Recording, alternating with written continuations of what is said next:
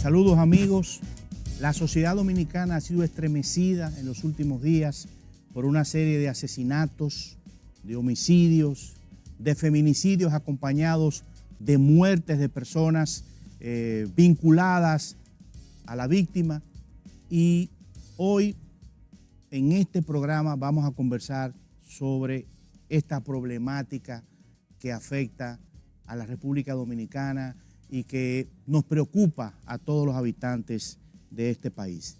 Y para ello hemos invitado a la persona probablemente más indicada para tener una visión de qué está pasando en la República Dominicana, cómo andan las estadísticas. Daniel Pousuaso, que es el director del Centro de Análisis de Datos de la Seguridad Ciudadana, es nuestro invitado de hoy para analizar la forma en que ha venido evolucionando la criminalidad, los homicidios y los feminicidios en la República Dominicana en los últimos meses y años. Después de esta pausa, volvemos con la entrevista.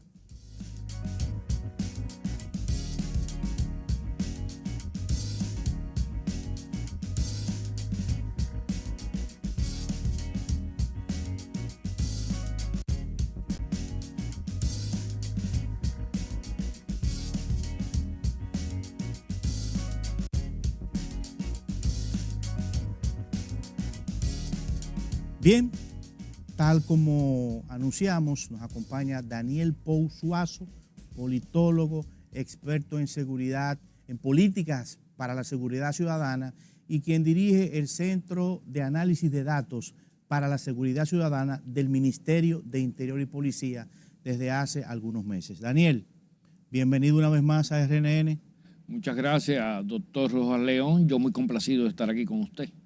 ¿Qué está pasando en la República Dominicana? Tú tienes la virtud de que eres politólogo, sociólogo, experto en seguridad ciudadana, y me parece que puedes darnos una visión holística, ¿no? Amplia sobre estos fenómenos recientes. Sí. Mira, en República Dominicana, quienes hemos estado desde hace 2 décadas siguiendo el comportamiento de la violencia en todas sus manifestaciones, violencia social y violencia delictiva. Hemos visto cómo desde hace más de 1 década la violencia social en términos de aporte a la tasa de homicidio ha ido tomando una relevancia extrema. Si hoy en día decidimos desagregar la tasa de homicidios entre violencia social y violencia delictiva, como sociedad, incluso como especialistas, nos quedamos asombrados. ¿Por qué? Porque somos el único país de la región en que la violencia delictiva le aporta solo entre el 28 y el 30% a la tasa de homicidios. Y la violencia social le aporta entre el 65 y el 67% a la tasa de homicidios. O sea, estamos hablando cerca del 105% por encima en tasas de homicidios por temas de convivencia frente a lo que es propiamente la tasa de homicidios que genera el delito. Cuando hablamos de violencia social, ahí se incluye la violencia intrafamiliar, los pleitos entre vecinos, las desavenencias en la calle, que una persona le roza el carro a otra o que toma un parqueo que el otro considera que era su derecho, todas esas trivialidades. Señores, yo vi un caso que a mí me dejó asombrado, de un señor que mata a su pareja porque le dio 50 pesos para que le jugara un palé y ella decidió con los 50 pesos comprarle un refresco al niño que deseaba un refresco. Y él la mata, la asesina. O sea, fíjate a ver a qué nivel nos encontramos en términos de violencia social. Y eso se ve hoy en día en temas donde el sobrino mata al tío, el tío mata al sobrino, hasta donde el padre mata al hijo. Por temas increíbles de intereses familiares, de partición de bienes, de derechos, paso comunal, vecinal, entre dos fincas, entre dos terrenos. Realmente es asombroso, sobre todo porque algo que tú mencionabas en la introducción, muchas veces el homicidio no se concentra solamente, y esto se produce mucho en los feminicidios, en la persona que es el blanco y el motivo de la tragedia, sino que también alcanza a los colaterales. Recientemente vimos en Los Alcarrizos cómo un agente de la DGC asesina a la pareja, asesina a dos parientes de la pareja y asesina a un vecino. O sea, un espectro de victimización increíble. Entonces, todo el mundo habla de delincuencia, pero esos homicidios no son causados por la delincuencia. Muchas son personas que han asombrado cuando debutan con el homicidio y que luego se suicidan también. Y usted va y pregunta en la comunidad, y nosotros que tenemos que hurgar en esas realidades, y te dice, un hombre ejemplar, llegaba de su trabajo siempre con fundas del supermercado, un proveedor, en esa casa nunca se escuchó una altisonancia, un insulto, una palabra descompuesta. Un buen vecino. Tranquilo, una persona de su casa al trabajo, a su familia. Y la gente dice, ¿y cómo sucedió? ¿Cómo se gestó? ¿Qué llevó a ese señor a ese detonante? Y realmente yo creo que es el tipo de violencia más difícil de descifrar. Primero, porque está compuesta de muchos elementos: educación, procedencia del hogar, interrelación del individuo con su entorno social, los aspectos psicológicos que conllevan muchos valores que se han implantado en ciertos estratos sociales, como los valores del triunfador, y que el individuo a través del tiempo no logra exhibirlos, no logra asumirlos y le hace acumular un nivel de frustración, el bullying social. Por eso es tan importante que hoy en día los padres se dediquen a tener una buena comunicación con sus hijos para ver si el niño está sufriendo bullying, porque a veces muchos adultos con conductas abusivas practican bullying sobre niños de 5, 6, 7 y 8 años y no saben la huella, la impronta que van a plasmar sobre ese niño, y que ese niño luego pueda convertirse en un vengador social. En Estados Unidos, una gran parte de esos jóvenes que han producido asesinatos en masa han sido víctimas de bullying. El perfil psicológico, cuando se profundiza, pues en una sociedad donde se llevan estadísticas e informaciones precisas de cada persona, te dicen, fue atendido por bullying en la infancia, sufrió bullying entre sus parientes, entre sus compañeros de colegio. Entonces, aquí en República Dominicana, donde la gente vive tanto en el vitrineo para mostrarse al exterior, para conseguir la aprobación y el prestigio social en función de poseer la imagen del triunfador, ese es un factor que es sumamente determinante, aparte de, y esto tiene que ver mucho con el feminicidio, señores, es el sentido misógino de propiedad que desarrolla el hombre sobre la mujer. Mientras más padre ejemplar es, mientras más jefe de familia es el hombre, no puedo asegurarlo porque no tengo estadísticas, pero hay un sentido de mayor propiedad de la familia. Y dentro de la familia está la pareja, doctor Rojas. Entonces, esto implica un gran desafío, no tan solo para las autoridades de República Dominicana, que son quienes están llamados a diseñar las políticas de convivencia, las políticas de seguridad ciudadana, sino para toda la sociedad, que tiene que ocupar un papel preponderante al momento de instalarse estas políticas y hacer lo posible porque se conviertan en cultura ciudadana, porque es muy difícil que una política pública que no se convierta en cultura ciudadana pueda ser exitosa. Porque el ciudadano no es un simple receptor en la visión moderna de las políticas de cualquier índole, cualquier política pública. Ya el ciudadano no es un receptor, es un actor de primera línea. Exacto. De hecho, los ciudadanos participamos de medidas de seguridad cuando instalamos una cámara en nuestra casa. Por ejemplo. Ya ahí hay pero ese involucramiento en la seguridad del barrio, en la seguridad personal, no pasa de ahí. Correcto.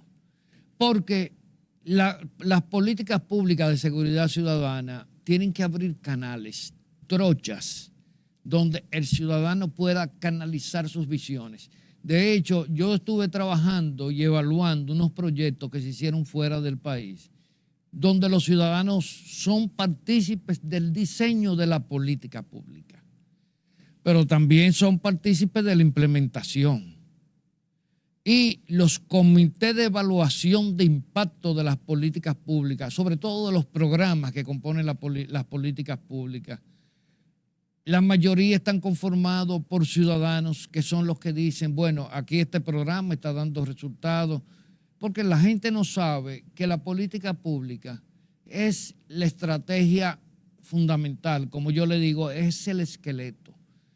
Lo que le confiere musculatura a una política pública son los programas, lo que permiten que el esqueleto camine, que el esqueleto se desplace, que el esqueleto se convierta en un ente activo. Entonces, eso es lo importante. Y un programa que te puede funcionar de la mejor manera en Villa Duarte, te fracasa en otro. Tú lo llevas a los Alcarrizos y no te funciona. Más sin embargo, avanzas un poquito más para allá o vienes un poquito más para acá, te metes en la Guayiga y te puede resultar tremendamente exitoso. Y te lo he dicho. Ahora, uno de los problemas que representa un reto para el gobierno es que uno de los éxitos de una política pública es que el nivel de inseguridad y que las tasas de violencia sean bajas, pero también, por el otro lado, la parte que funciona en el imaginario del ciudadano es que la gente se sienta segura. ¿Por qué? Porque el temor, la percepción de inseguridad es un inhibidor del libre ejercicio de los derechos fundamentales. Así es. Y hay que decir que el fracaso de una política de seguridad impacta de una manera erosionante sobre la democracia y la gobernanza de un país. ¿A qué tú atribuyes el hecho de que en casi todas las encuestas el tema de seguridad ciudadana aparece en los 3 primeros lugares? Bueno, yo diría que en los 2. Y ahora mismo se disputa en un 70-30 el primer lugar con la mayoría de los temas que se le plantean al ciudadano, incluyendo el de la inflación, que es un aspecto tan sensitivo. ¿Sabes por qué, Ricardo? Por una cosa muy sencilla. El hombre primero tiene que garantizar su integridad, sentirse libre de ejercer sus derechos, pleno en lo que es el ejercicio de su condición de ciudadano. Entonces, si tú sientes que tu integridad física está impactada, eso inmediatamente y en términos emocionales empieza a desarrollar una serie de inhibidores sociales que te van aislando y te van restando la posibilidad de tú convertirte en un ente dinámico con niveles de realizaciones y aceptación dentro de la sociedad. Porque tú no haces nada con tener una fortuna, con tener vehículos bonitos que te gusten, con tener una buena casa, un buen hábitat, posibilidades de salir y disfrutar tu vida con tus seres queridos. Cuando tú todo el tiempo te vas a sentir bajo amenaza. Entonces la gente, para la mayoría de la gente, para no decir para todo ser humano, la percepción de libertad es directamente proporcional con la percepción de seguridad. Y la satisfacción espiritual, ¿verdad?, de sentirse seguro, de sentirse pleno, es el acto más humano que cualquier persona puede tener como elemento para el goce y disfrute de su vida. ¿Hasta qué punto, Daniel, la viralización, por ejemplo, de escenas de atracos, de robo, de violencia en sentido general, alimentan ese miedo al delito, esa sensación de inseguridad? Sí, indiscutiblemente que primero muchas veces se utilizan como una manifestación de manipulación morbosa. Entonces, tú puedes tomar una escena de violencia y dirigirla como te dé la gana si tú tienes el manejo de los medios y la estrategia de comunicación. Y aquí mucha gente lo hace, incluso muchos medios de prensa, en vez de utilizarla para educar, para informar, lo utilizan con morbo. Entonces, eso es muy contagioso. Yo te voy a decir que me preocupa mucho cómo se viven ventilando situaciones que nunca se le permite o se le da suficiente información al receptor para poder digerir lo que está viendo. ¿Por qué? Porque muchos medios lo que les gusta es crear incertidumbre para a partir de ahí generar una cadena de view y de like automáticos. Y en el fondo hay también un tema de rentabilidad. Hay un tema de rentabilidad. Le colocan más publicidad, al que tiene más visualizaciones, hay un ingreso. Correcto. Entonces, yo creo que se le está haciendo un flaco servicio a la sociedad. Yo veo, y yo tengo colección de miles de videos que se han producido hace 1, 2, 3, 4, 5 años, y yo veo que los reeditan y vuelven y te lo insertan. Y te dejan en la incógnita hasta que llegan 2 o 3 gente que te dice, eso sucedió en el 2013, eso sucedió en el 2017. Sí, es lo que decía, el fact-checking. Ya hoy en día incluso las grandes agencias internacionales de prensa tienen equipos. Destinados a detectar esos videos que son fraudulentos. Y bueno, la inversión que hay que hacer para tú hacer esa investigación supone incluso que esos servicios se estén cobrando. Vamos a hacer una pausa para que en el segundo segmento veamos algunas de las estadísticas recientes sobre homicidios y feminicidios. Volvemos en un momento.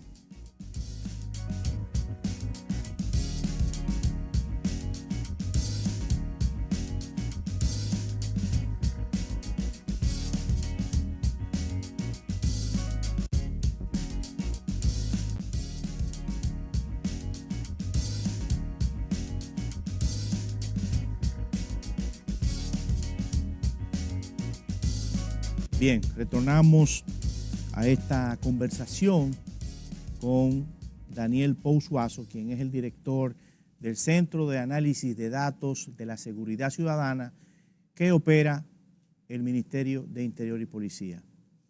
Daniel, esa sensación de inseguridad me da la impresión, yo como un observador desde fuera, no estoy metido en el tema ni de política criminal, ni de nada que tenga que ver con esto, me luce que se nutre fundamentalmente de la violencia delictiva, ¿no? ¿Cómo andan, por ejemplo, los homicidios en República Dominicana? Bueno, la violencia delictiva en sentido general, el robo con a mano armada, genera algún tipo de aprehensión, pero sobre todo ese homicidio. ¿Cómo andamos en ese renglón? Hay una cosa que es indiscutible. Antes, en República Dominicana, los atracos, robos a mano armada, en casa habitada, en la vía pública o en centros comerciales, era sumamente sangriento.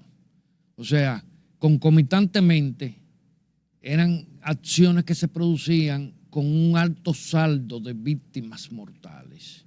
O sea, era una actividad delictiva altamente letal. Con el tiempo, esa modalidad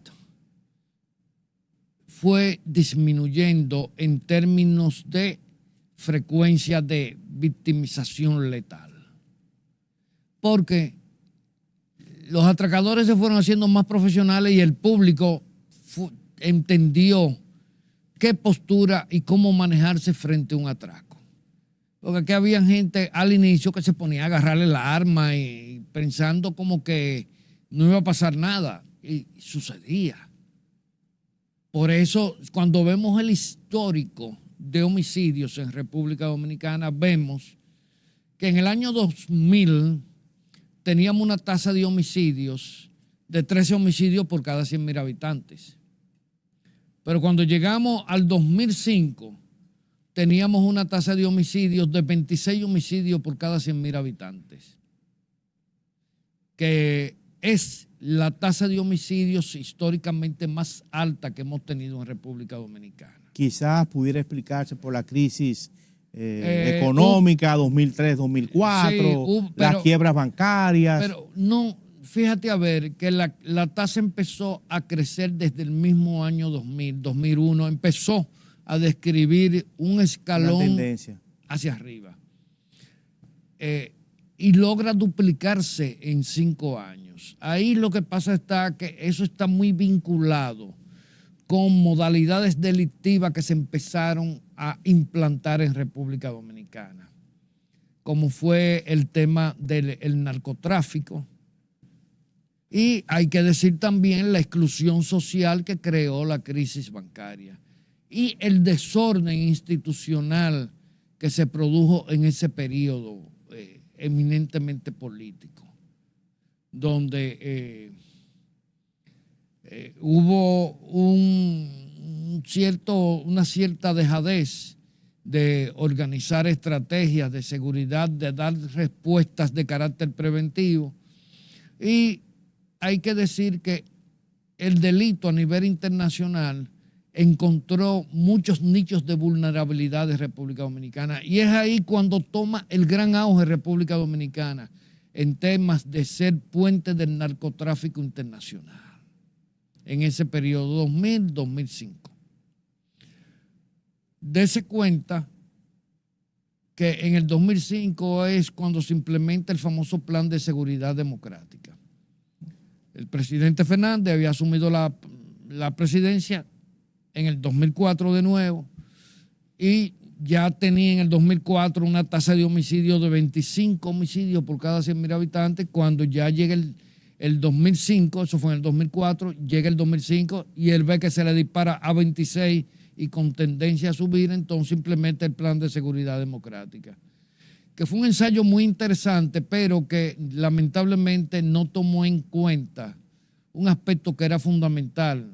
Y Eduardo Gamarra, que fue el artífice de ese plan, que es mi amigo y tú lo conoces también, hoy en día se siente frustrado porque no escuchó las recomendaciones que nosotros y las observaciones le hacíamos. El Estado dominicano funciona como una suma de compartimentos estancos. No hay sinergia entre las instituciones. Hay mucho conuquismo institucional. Sí, mucho conuquismo. Aquí cada ministerio es una cuota, una patente de corso que se le otorga a un funcionario y él hace. Ese ha sido el histórico de República Dominicana. Entonces, hay que recordar que dejaron el plan de seguridad en manos del Ministerio de Interior y Policía. El ministro de entonces no entendió lo grave de la situación y trató de convertir el ministerio en un pequeño estado.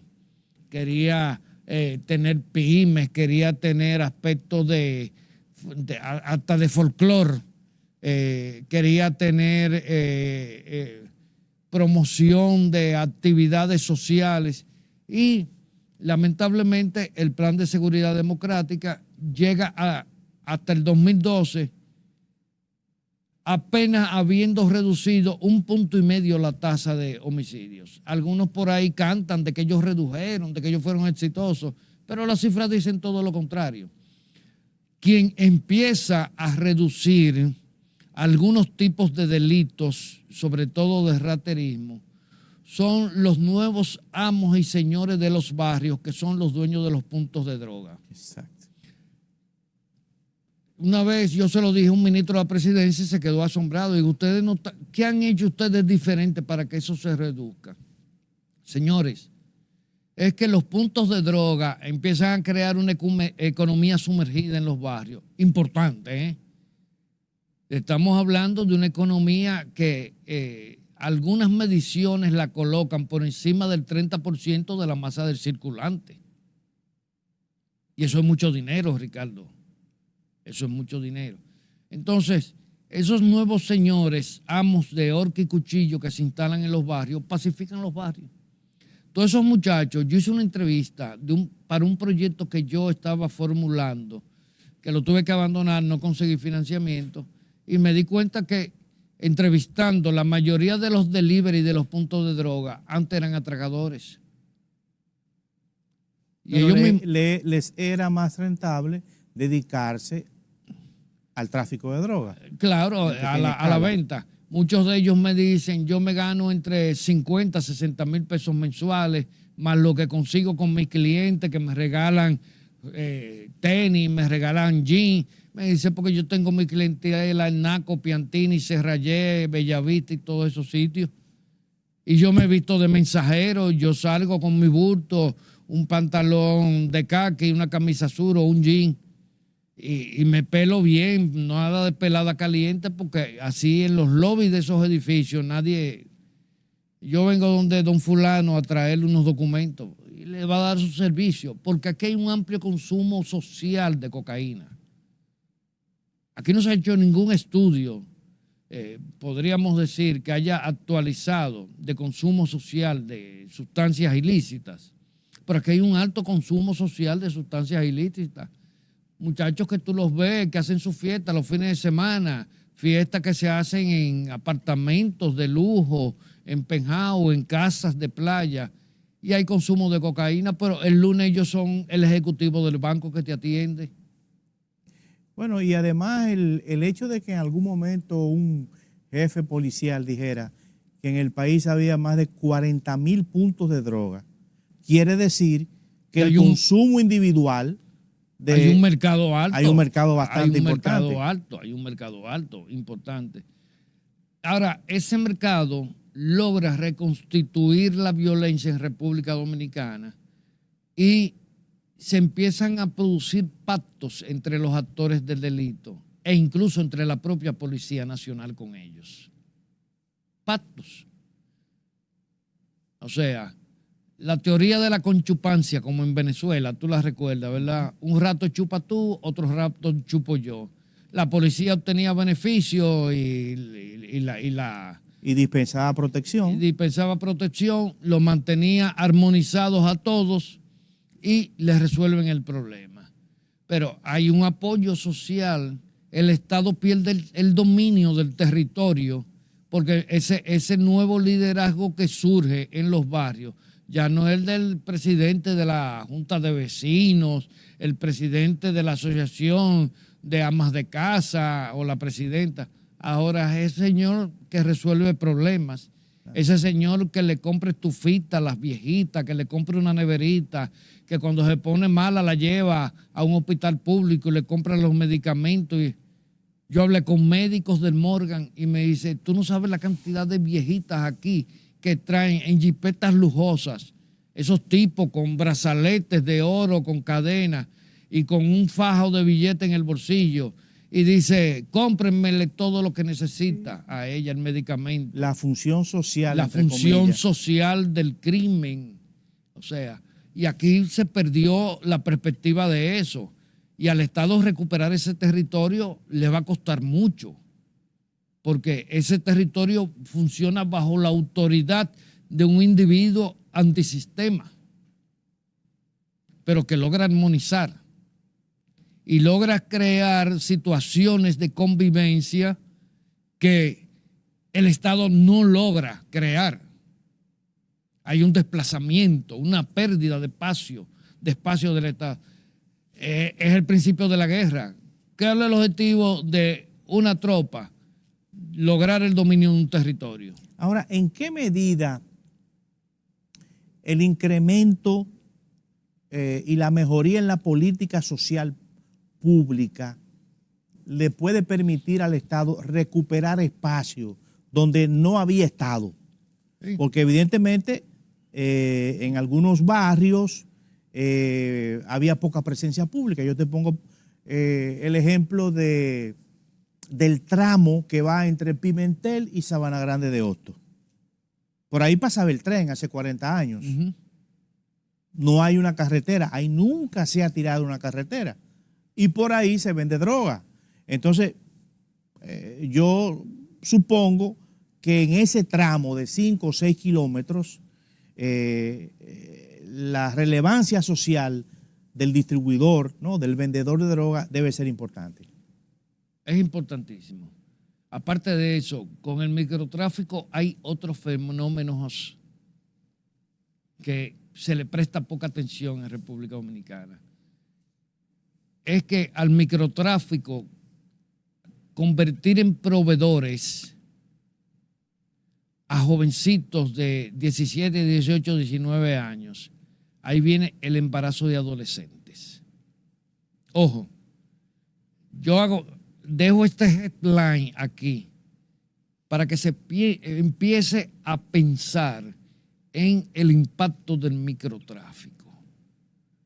Hay temas relevantes en el microtráfico que no pienso abordar aquí porque es un tema tan profundo que podríamos terminar el programa y no poder agotar toda la agenda que nos apetece.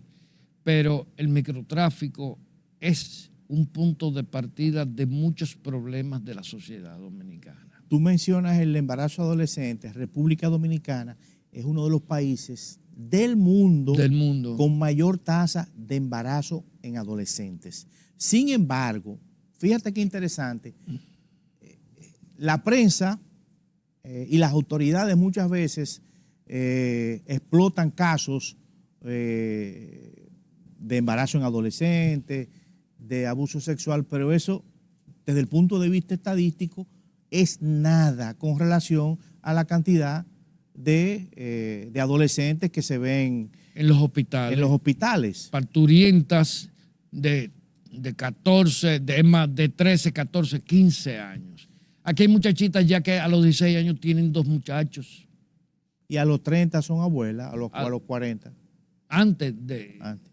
Tú sabes que me llama la atención, Daniel, el hecho de que en algún momento el Estado Dominicano adoptó una serie de medidas tendentes a reducir el robo de celulares. Uh-huh. Se habló con las telefónicas, se pasaron instrucciones a los dealers, bajó la cantidad de celulares que eran robados, pero parece que el fenómeno ha vuelto. Uh-huh. No con la intensidad que tuvo hace algunos años, pero aparentemente algunos dealers y gente que maneja la venta y la reparación de celulares ha vuelto a poner en condiciones de operabilidad celulares que han sido arrebatados a ciudadanos. Sí, tú sabes lo que sucede. La mayoría de los celulares que se roban lo utilizan para piezas. Porque hay una escasez en el mundo en este momento de piezas. Sí, y de chips sobre todo. De chips, pero de circuitos integrados, de eso, porque un celular es un circuito integrado. Sí. Entonces, Ese es uno de los principales atractivos de la venta de celulares, porque todo el mundo sabe que el mercado de reparación y reconstrucción de celulares se ha convertido en uno de los principales recursos de trabajo aquí en los barrios, sobre todo para los muchachos más jóvenes, que son los más diestros al momento de manejar. Sí, que hacen cursos básicos de electrónica. Hacen cursos básicos y esas cosas. Sí,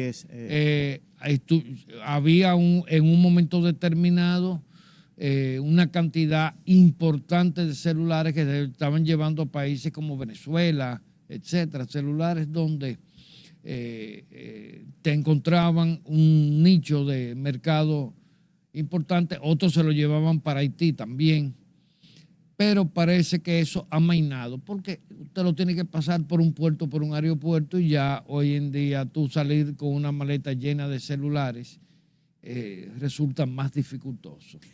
¿Qué ha pasado con los homicidios desde en el último lustro? En el último lustro. Nosotros tenemos unas imágenes ahí, por favor. Unas estadísticas. Ajá. Mira, estos son los homicidios del 2011 al 2016. Dense cuenta cómo la presencia del microtráfico va impactando la tasa de homicidios. En el 2011 teníamos una tasa de homicidios de 26.3 homicidios por cada 100.000 habitantes. En el 2012 descendemos a 23.4, lo que significa un 12%. En el 2013 descendemos a 20.3, lo que significa un 9%. En el 2014 descendemos a 18.3. Miren el descenso. En el 2015, entre 2015 y 2016, el descenso empieza a decrecer, pero la tasa se estabiliza entre 16.8 y 16. Vamos a continuar. Pero si comparamos 2011 con 2016, estamos hablando de una reducción de casi 900 homicidios. 900 homicidios. Eso es casi un 40%. Casi un 40%. O sea. Vamos a ver la próxima lámina. La 2017. Mira aquí, en el 2017 desciende la tasa de homicidios de 15.4.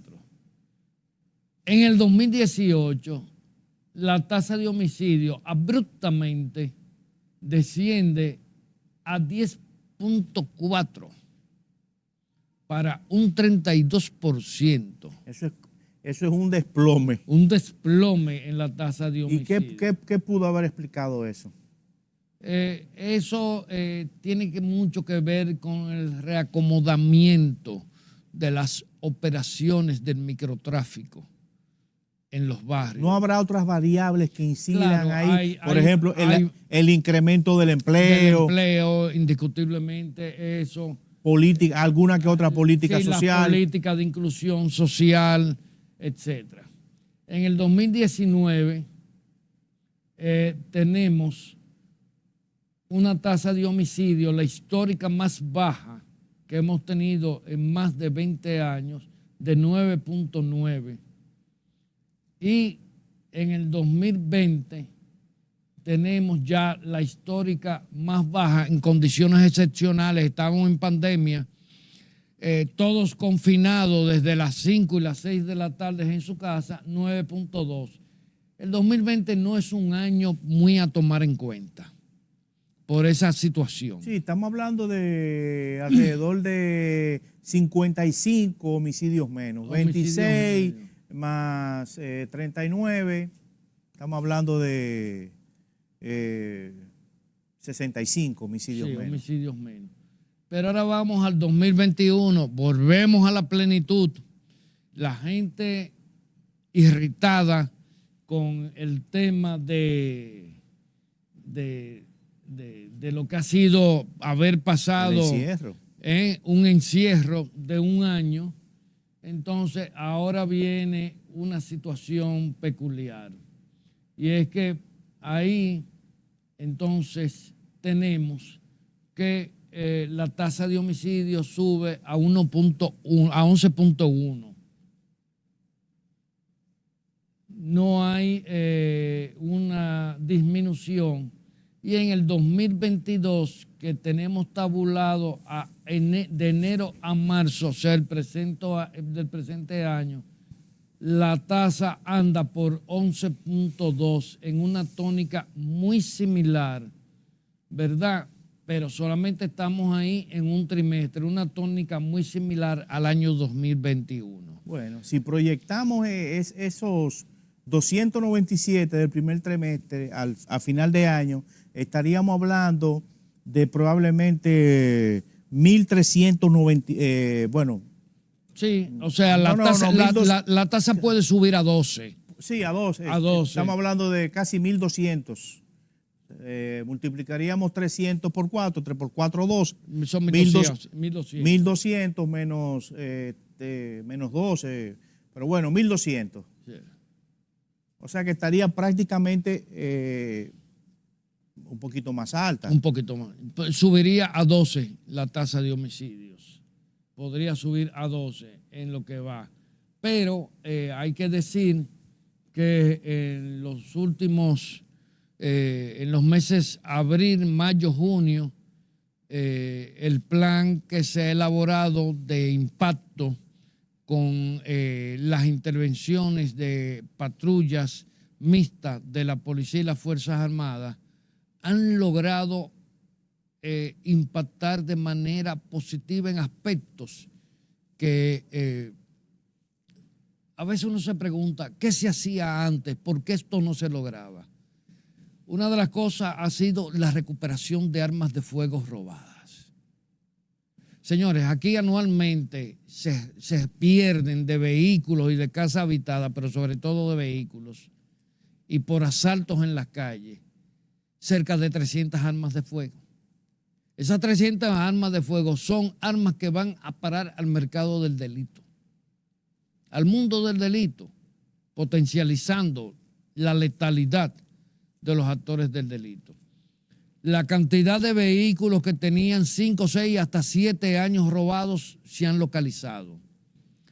Personas en rebeldía con la justicia han sido miles de personas en rebeldía con la justicia. Rebeldía por violencia intrafamiliar, rebeldía porque se le estaban conociendo procesos de asaltos, de participación en hechos delictivos, en temas de narcotráfico, y que se le impusieron medidas de coerción de carácter económico. Jamás volvieron, jamás, a pesar de que tenían obligación de presentación periódica mensual, esas personas, y hoy en día han sido localizadas. Y esas personas, pues, son infractores a los que se le están conociendo nuevas medidas de coerción. Ahora, déjame hacerte una pregunta antes de que hagamos una pausa. Este plan mixto de patrullaje, además de esos resultados, parecería que ha incidido también en la reducción de la cantidad de homicidios, por lo menos delictivos, en el último trimestre. Sí. Con lo cual, esa proyección que hicimos hace un momento, que multiplicamos por 4 los 297, a final de año pudiera ser mucho menor, de mantenerse ese nivel de vigilancia. Lo que pasa está que se ha acrecentado los homicidios de carácter social. Ese es el problema. El feminicidio, el de los vecinos. Violencia intrafamiliar, ha hecho un pico increíble. Y es una gran preocupación. Bueno, hacemos una pausa y ya volvemos con el segmento final de esta entrevista a fondo de RNN.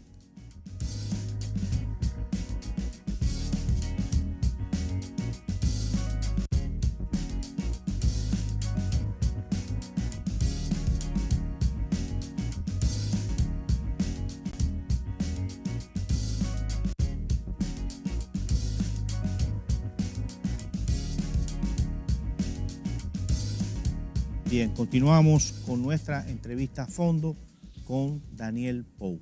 Daniel, hablemos de ese componente importante de la violencia social que es probablemente el que más indignación produce, más lacera la sensibilidad pública, que son los feminicidios. Sí, estamos hablando de los feminicidios. Dentro de la tasa de homicidios en República Dominicana, durante más de una década, el feminicidio ha ocupado una décima parte de los homicidios. Hay que advertirle a los amigos televidentes que no toda muerte violenta de una mujer es un feminicidio. Aquí hay mujeres que han participado o que han estado involucradas en medio de asaltos que lamentablemente han perdido la vida por situaciones de encontrarse en el lugar equivocado en el momento equivocado, hasta cruzando una calle de una calle a otra. Eso no es un feminicidio. El feminicidio es un tipo de homicidio que se produce cuando, primero, algunos dicen por el hecho de ser mujer. La condición de mujer conduce a que una persona descargue su ira sobre una dama, una mujer. Pero hay un elemento que es fundamental. Es cuando entre la víctima y el homicida ha habido una relación que tiene ribetes afectivos. O una persona que pretende, un hombre que pretende una mujer y la mata porque ella no está dispuesta a corresponder. O es de él o no es de nadie. Correcto. Ese sentimiento misógino de posesión del hombre sobre la mujer, que en nuestra cultura lamentablemente es un elemento disruptivo, podríamos decir, en lo que es la convivencia y en la relación entre el hombre y la mujer. Entonces, por aquí tenemos una gráfica de la situación de los feminicidios. Los feminicidios perpetrados, por ejemplo, año 2013, 85, año 2014, 93, año 2015, 77, año 2016, 88. Dense cuenta que la cifra no tiene grandes saltos. Son cifras que no tienen grandes saltos. Entonces, adelante, creo que hay una segunda gráfica. No, aquí solamente hay esta gráfica. Solo hay esta. Pero parece que hay un error porque ahí no está el 2022. No, porque había una segunda gráfica que nos llevaba a enero, marzo del 2022. Parece que no se la pasé. No fue digitada adecuadamente. Pero lo que hay que decir es, señores, que este año la cantidad de feminicidios se proyecta a colocarse un 50% por encima de la media. O sea, estamos esperando, porque hay gente que no sabe que nosotros recibimos la data previamente calificada por otros organismos del Estado. Por ejemplo, los feminicidios la tiene que consolidar como data el Ministerio de la Mujer, porque el Ministerio de la Mujer hace una indagatoria sobre la condición en que se encontró o que contextualizó la tragedia. O sea, como decía anteriormente, no toda muerte violenta de mujer es un feminicidio. Entonces, eso tiene que ser, entonces nosotros la procesamos. La policía no puede determinar cuándo es un feminicidio. Eso se determina entre el Ministerio de la Mujer y el Ministerio Público. Exacto. Eso es un terreno que es exclusivo para ellos. Luego los homicidios tienen que ver mucho con el INACIC, con la policía, con el Ministerio Público. Los homicidios en términos generales. Porque ahora mismo, por ejemplo, se presentó una diferencia entre la ONE y nosotros por un problema de que aparecen personas muertas debajo de puentes, o sea, en lugares, en vías públicas, y no hay una explicación de la muerte. Entonces, esos son las muertes indeterminadas. Muchos de ellos son personas enfermas mentales que se caen o se tiran de un puente por ese tipo de situaciones, de o crisis alguien los que atropella. se dan, personas epilépticas que se encuentran en una situación físicamente peligrosa y pierden la vida, de personas que se suicidan. Entonces luego aparecen los cadáveres abandonados debajo de puentes, a orillas de ríos. Entonces son las muertes indeterminadas. Ahí tiene que el INASIF emitir su opinión, pero hay veces que son cadáveres en avanzado estado de descomposición y que los procesos de estudios bioquímicos que el INASIF en estos momentos no tiene a mano, no le permiten establecer una conclusión. Una causa de muerte. Una causa de muerte. Entonces, por eso siempre hay una zona gris de muertes que pueden ir desde la muerte por motivos naturales hasta las muertes violentas, pero por causas accidentales. Hay otro rango de muerte que son las muertes accidentales. Personas que limpiando un arma se les zafa un disparo y lamentablemente le quita la vida a un familiar, a un amigo que está con él, a un compañero de trabajo. Eso no es homicidio. Tampoco cuando la fuerza pública, porque justamente en estos días estamos celebrando un evento para tratar de homogeneizar los términos, las clasificaciones.